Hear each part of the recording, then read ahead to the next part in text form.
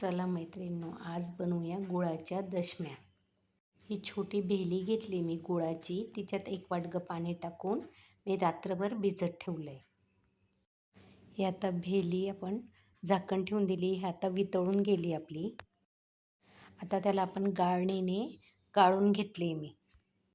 काही थोडेसे कचरा वगैरे राहिला तो निघून जातो. आता त्याच्यात ॲड होईल इतकं पीठ आपण गव्हाचं ॲड करायचं आहे.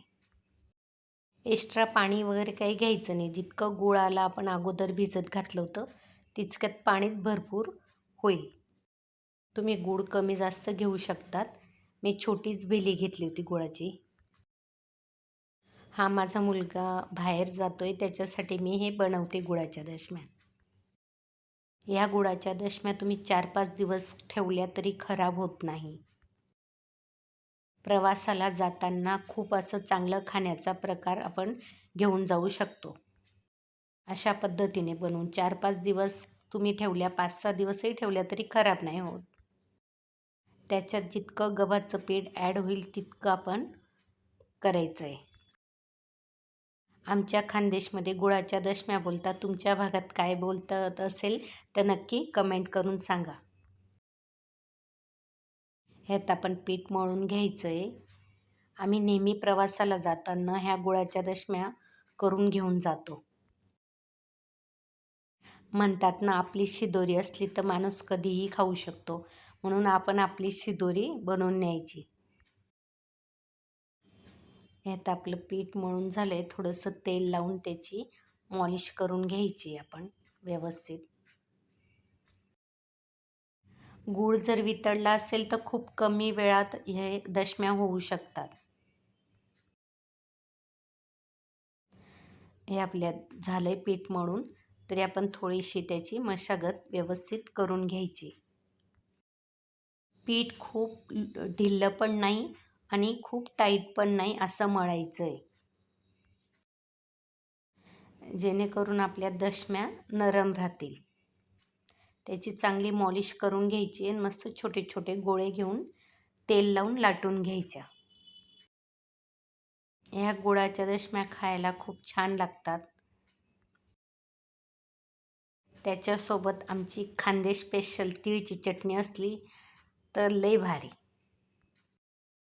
अशा आपण दशम्या लाटून घ्यायच्या आहेत.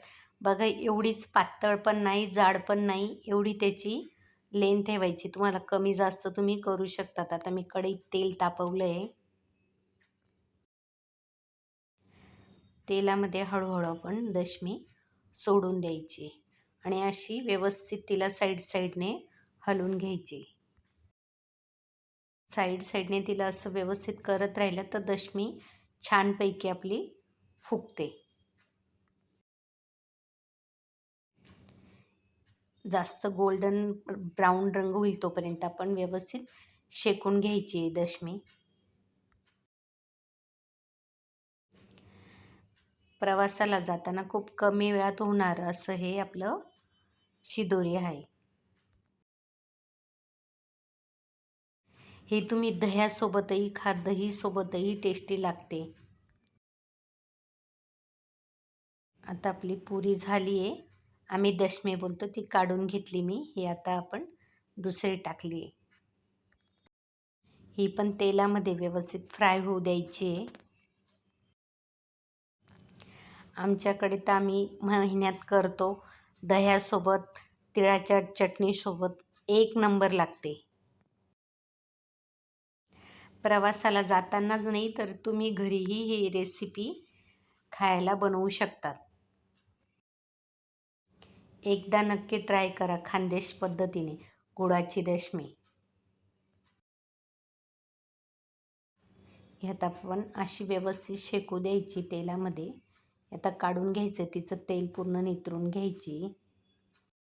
हे बघा, मी तिळाची चटणी बनवलेली आहे आणि ह्या गुळाच्या दशम्या त्याला टिफिन भरण्यासाठी. आवडल्यास लाईक करा, शेअर